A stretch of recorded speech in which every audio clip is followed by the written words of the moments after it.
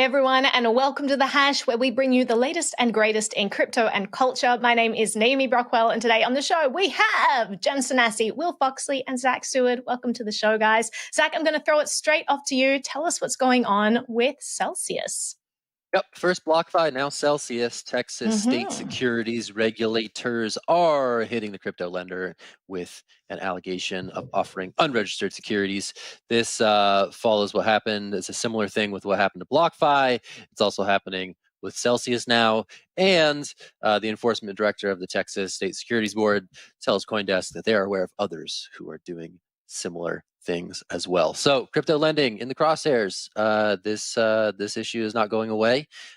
Interesting to see that Celsius is also ensnared, and it's not just BlockFi anymore. I'm going to toss this to Naomi. Naomi, what's your take? The dragnet around crypto lenders in the U.S.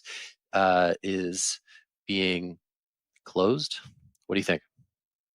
Closed, open, expanded, tightened maybe is a good word. There we go. That's it. To see what's going on. You have the Texas State Securities Board Director, Joseph Rotunda, saying, "We are accusing Celsius of selling these investments in Texas without first complying with important laws designed to protect investors." Again, they're using this term, protect investors, as if that has anything to do with what they're actually doing. As Eric Voorhees said, about the Coinbase lawsuit and all of that, who are they protecting in all of this? We don't need protection from earning interest when we can't earn it currently in our bank accounts. We don't need protection for the ability to take out a loan. I mean, it's so ridiculous that they think that they're protecting people with all of this. If the laws are stopping consumers getting access to these products, then the laws need to be revisited, because there are so many people who are benefiting from the ability to earn interest on their money so that their savings aren't just getting inflated away, from the ability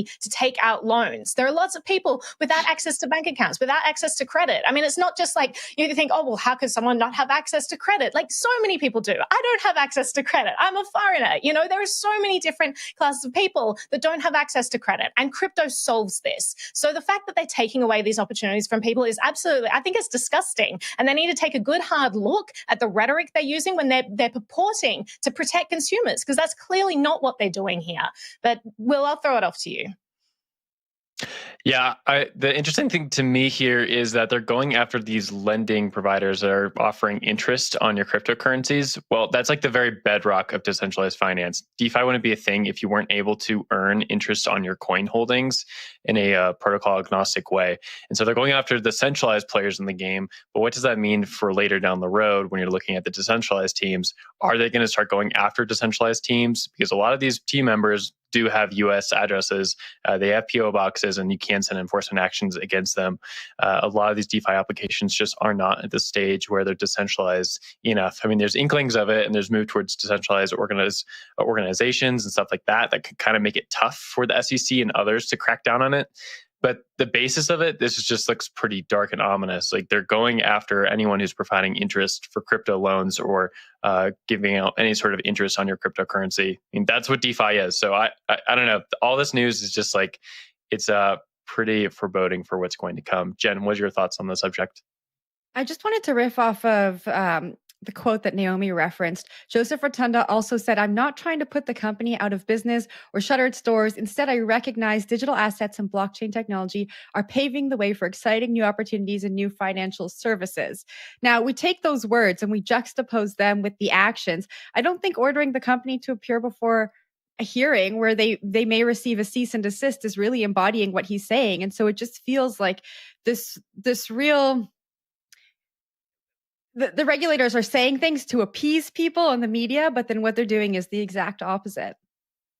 Yeah. Absolutely. And also, I mean, it goes to show you that, like, whoever Satoshi was, they had the right idea, this idea that put it out there in the world and don't care who takes credit for it, just, give this tool to the world, right? I think it was it Edison who said, it's amazing what you can accomplish if you don't care who gets the credit. And so it's the anonymization of the devs that is going to become increasingly important, because, Will, as you said, yes, these developers often have US addresses, and even if they don't, I mean, the case against BitMEX, et cetera, has proven that that it doesn't matter where you reside in the world.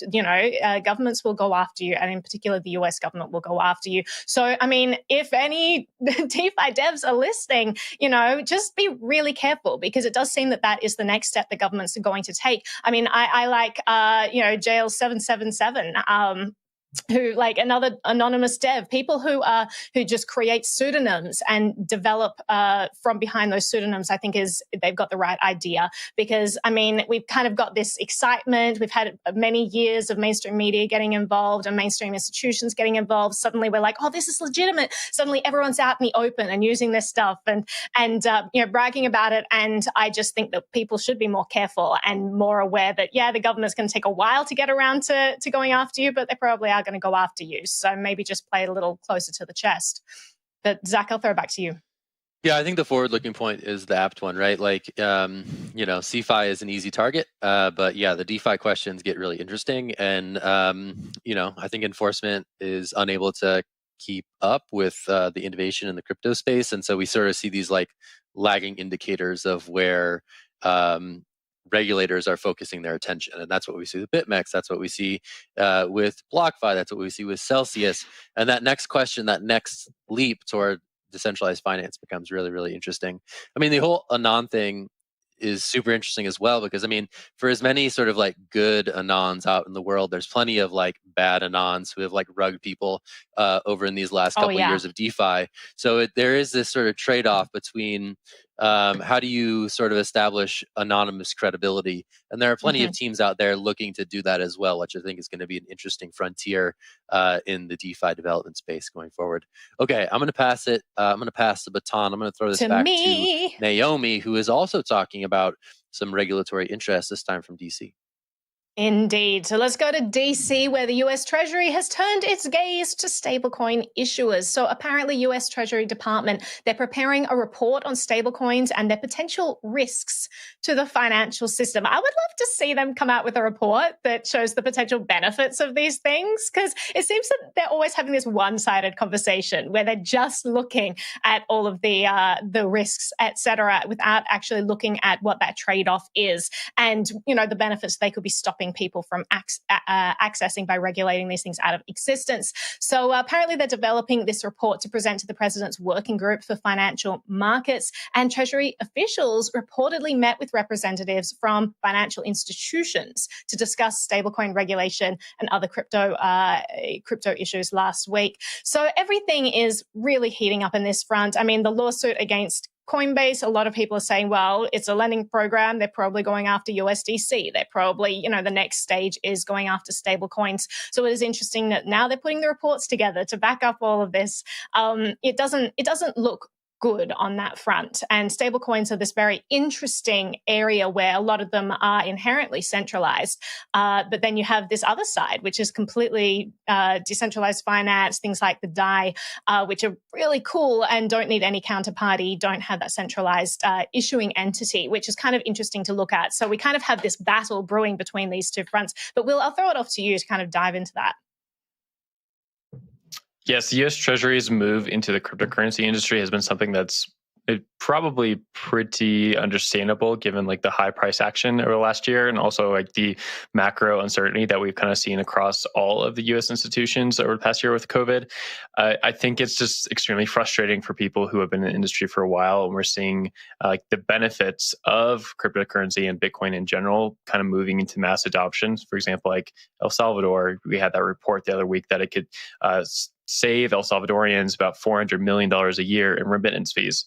Well, now we have the U.S. Treasury coming in and saying, we have questions about this. Is it going to lead to like financial uncertainty for the entire economy? Is there going to be like leaks from the system that current monetary systems don't take into account because it's a new technology? I think a lot of the rhetoric from that angle is like you could kind of see it coming. It's just frustrating to see it right now in the midst of a Bitcoin bull cycle. And for myself, I'm wondering how that impacts the price here for Bitcoin and for other cryptocurrencies, because we keep seeing these enforcement actions keep coming up over the summer months. And what does that do to the price, and what does that do to this bull cycle? It's basically top of mind for myself. Jen, your thoughts? Yeah, Naomi mentioned the one-sided nature of of the government, evaluating the risks of stablecoin. And I thought it was interesting in the article to Treasury officials reportedly met with representatives from financial institutions to discuss stablecoin regulations and other crypto issues. But it doesn't seem like there were any crypto firms or stablecoin issuers at the table. And so if you don't have a seat at the table, how are we supposed to really get a full picture here and come to a solution that benefits everyone? There's just like a lot of questions here for me. I don't know how we can evaluate the risks if only the people who are against what we're talking about are at the table. But I'll pass it back to you, Naomi. Yeah, it's kind of reminiscent of the BitLicense hearings where they had all kinds of people, even people from the actual industry, come and testify and say, these are the reasons why this is going to kill crypto in New York. These are the reasons you shouldn't do it. These are all the areas that are being helped in society by having crypto here in New York. Please don't have a BitLicense. And Ben Lawsky just, listened to them, said thank you very much, and ignored all of the comments and went ahead with it anyway, just as planned. So a lot of the times, even having these people at the table, even if they're invited, is just kind of all part of the process, and it's kind of just optics a lot of the time. Killing my optimism. I'm sorry. I just don't see how this can be optimistic. I mean, you even have Christine Lagarde, president of the European Central Bank, say yesterday, cryptocurrencies are not currencies, full stop. And then she goes on to kind of elaborate on that, but all of the reasoning she gave had absolutely nothing to do with why something would or wouldn't be considered a currency. It was kind of this vague statement. But honestly, it seemed like this plea from a central banker who desperately doesn't want cryptocurrencies to be currencies. And now we're seeing regulators come down in America as well against these as well, probably making the same sort of vague claims. And really, we are gearing up for a big fight with government that has been brewing and has been accelerating over the past year. So that's just going to continue, and that's just what we have to accept. But crypto, if it's really decentralized, then it should be able to withstand this. Now, on that more positive note, Zach, what's coming up after the tease? I just like the idea of Joe Biden in the Oval Office talking about stable coins, and maybe we get some DeFi degens in there talking about where I would love to do the best that farming. Conversation. I just love that. I think we're a few steps removed from that, but yeah, I'm pretty excited. All right, well, after the break, we're going to look at a development in El Salvador around the Bitcoin law there. Stick with us. Happy Friday. It's The Hash. We'll be back in a second. See you in a sec. Bye. CoinDesk Indexes, the market standard for crypto assets since 2014. Our trusted data powers billions in publicly traded funds. CoinDesk Indexes are the standard used by institutions, and they're the key for investors looking to understand and access crypto markets. CoinDesk Bitcoin Price Index, XBX, has been instrumental to Grayscale, enabling investors around the world to access Bitcoin through a regulated, familiar product. CoinDesk Indexes enabled the early adopters to build crypto investment vehicles, and they're already trusted by a new generation of global investors. Hey everyone, you're watching The Hash, where we bring you some of the hottest takes sometimes and some lukewarm ones. All right, so what are you talking about, Jen? Sometimes they're not so hot. Sometimes we have to be honest. Honesty is key to audience retention. That's good. That's right, good stuff. Exactly. Good stuff. All right. So the Court of Accounts in El Salvador received a complaint from the Regional Human Rights and Transparency Organization, Cristosal, on September 10th. Now, the Public Management Watchdog is set to investigate the complaint over how the government handled Bitcoin purchases and the construction of kiosks for cryptocurrency ATMs. So I think we've all been talking about how quickly things have moved in El Salvador, and complaints like this are not surprising to me when I hear about them, given the really fast timeline that we've spoken about over the past few months. But Will, I'll kick this down to you. What were your initial thoughts when you read the story? Yeah, that story was interesting. It follows on the news yesterday of some Salvadorians burning a Chivo ATM in downtown San Salvador, apparently because they're pretty frustrated with the rollout of this Bitcoin license, or Bitcoin, I don't know what you call it, just this Bitcoin law. I think it's just like how do you call it exactly is kind of confusing, because it kind of comes from like this top-down edict to start using Bitcoin, but now we're talking about it being like a good thing and how it could save people in remittance fees. But yeah, I had a conversation yesterday with a lot of Bitcoiners just talking about like the moral kind of dynamics of this whole topic. And now we're kind of seeing it come out on an official front with an investigation into the Bitcoin regime here, I guess we could call it. Naomi, I want to get your thoughts because you've always been kind of an advocate and a critic of this law when it rolled out.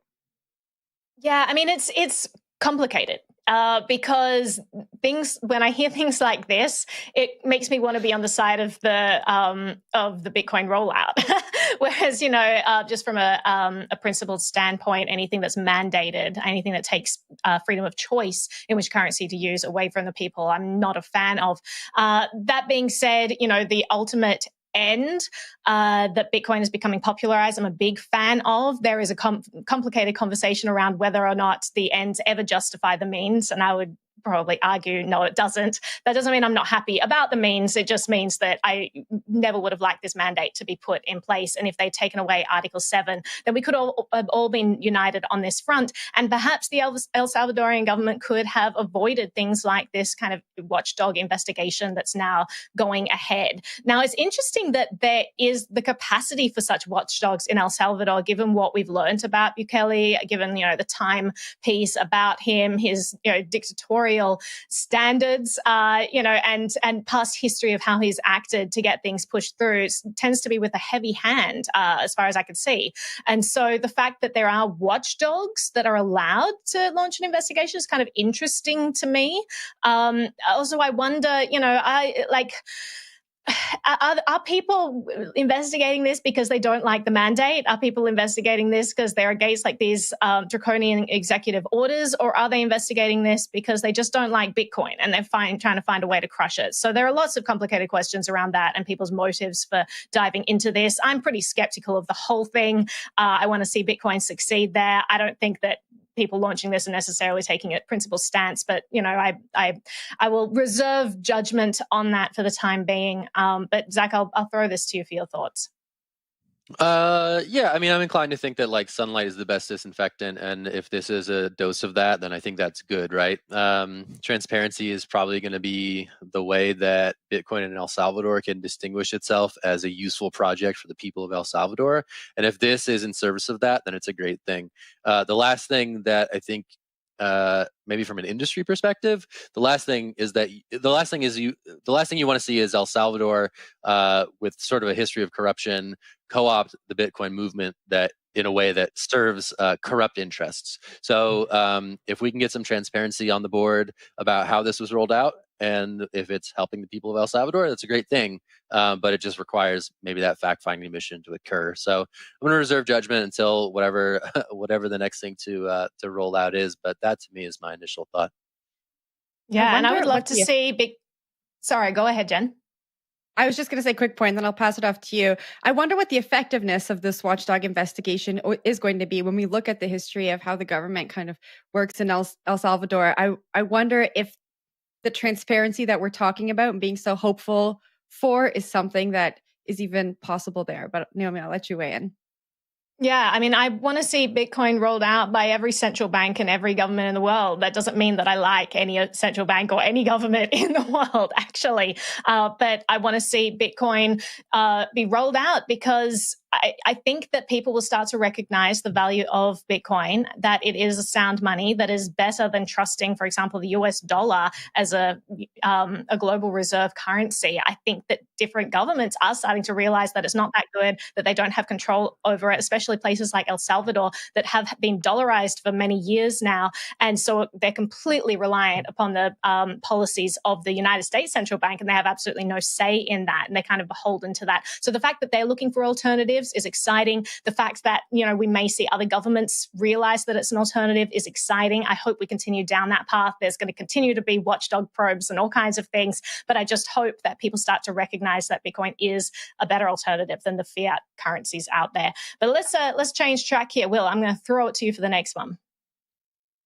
It's time to talk about Ripple, which we haven't talked about on this show in probably a very long time, if at all. So interesting new topic.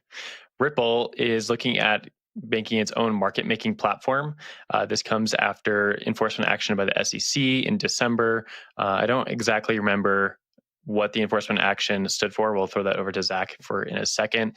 But basically, it did cause some ripple effects in the larger industry where market makers for XRP, a coin tied closely to Ripple, decided not to continue market making for the coin. So for context, market making is essentially where a financial player creates asks and bids for a coin across multiple exchanges. What this does, it kind of helps the ability to get better prices for a coin. And you typically have larger firms operate with large chunks of capital in order to facilitate this. They collect the spread on these payments or these prices between the bid and the ask. And that enables everyone to kind of get into good prices, also allows the market maker to earn some revenue on the side. If you don't have good market makers, well, then you have typically like very volatile prices and really big spreads between exchanges for a coin. So like a coin on Coinbase might be a really different price than Binance if you don't have a good market making platform. So it's very important for every coin to have a very strong market making platform somewhere. And that's why Bitcoin has been so successful, you could say, is because it's available almost every exchange. But Ripple hasn't had that for the last 6 months plus, and now they're looking to get back into the action. Zack, can you kind of take us back down memory lane, tell us what happened with Ripple and why they don't have a market maker for their coin right now? Or for XRP? Sure. Yeah, memories. It's not necessarily their coin, but yeah.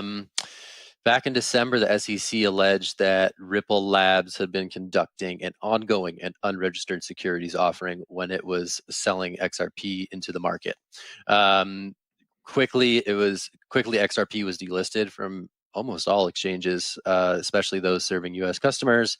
And as you alluded to, a lot of the market makers in the ecosystem said, "Hey, too risky for us. We're gonna step back, step out of this thing." So I guess this kind of represents actually maybe a potentially like interesting tailwinds that Ripple is perceiving as it relates to the SEC case, that they feel confident enough to set up a market making operation for an asset that is linked closely to the Ripple Labs brand. So interesting little scoop from Will Canny.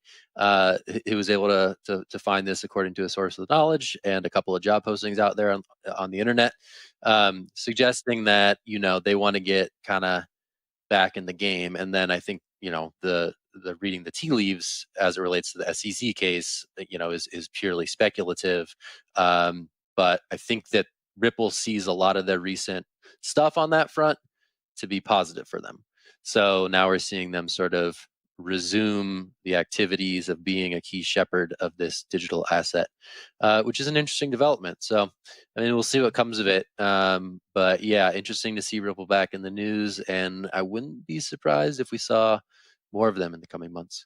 Jen, I saw your hand up. I'm going to toss it to you. Yeah. Well, I just have a question for you. So if this signals that Ripple may think that they're going to win the case against the SEC, and I've seen some like experts and analysts say the same in various different publications, if they lose the case against the SEC, what happens with this product? They probably have to get like various different sort of licensing. They probably have to go through different licensing regimes if XRP is deemed to be a security, especially in the US. I mean, in other markets, it's not deemed to be a security. Like in Japan, like famously has been like, nope, it's a currency. And that's something that like Brad Garlinghouse, the CEO of Ripple Labs, will tell you often. So it's going to be jurisdiction by jurisdiction, but should there be some action in which it is definitively established that XRP is indeed a security, that's going to have, again, ripple effects across the industry, but concrete effects for who and how people can access XRP markets. But Naomi, I saw your hand up. Yeah, I mean, it just speaks to the power that governments have when they can pressure exchanges in such a way that all they need to do is put out a lawsuit.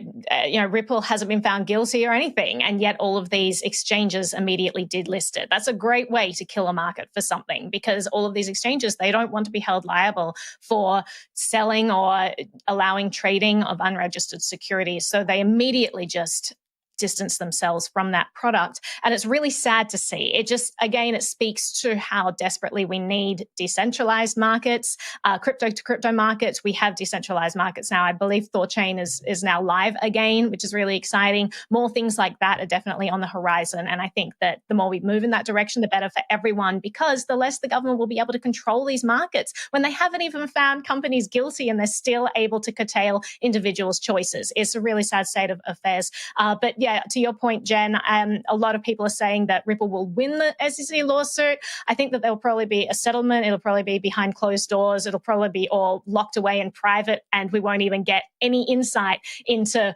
how the SEC is thinking about securities, what they consider a security, why this may or may not be a security. It will not help us get any clarity whatsoever. That's going to be my prediction. But I think the end case will be that essentially Ripple will be able to launch more products because they've settled. So that's definitely a positive end to this. But we'll see what happens, in the coming weeks or coming months. But Zack, let's wrap this up. Let's wrap it. That's Friday. That is one whole week of the hash in the books. We're going to shut it down and get back to work. All right. I'm Zack Seward. This is Naomi Brockwell, Jen Sanasie, Will Foxley. We're the hash. We talk to you about the things you need to know in the crypto universe. And we'll be back on Monday to do it all over again. Hey, if you want to watch more CoinDesk TV, 3 p.m. Eastern, all about Bitcoin. And until then, just go check out CoinDesk.com. Read some of this hot news that we got over there. Hope you all are having a good Friday, and I hope the weekend is nice. And I'm looking forward to seeing you again on Monday. All right. Take it easy, everybody. Have a weekend.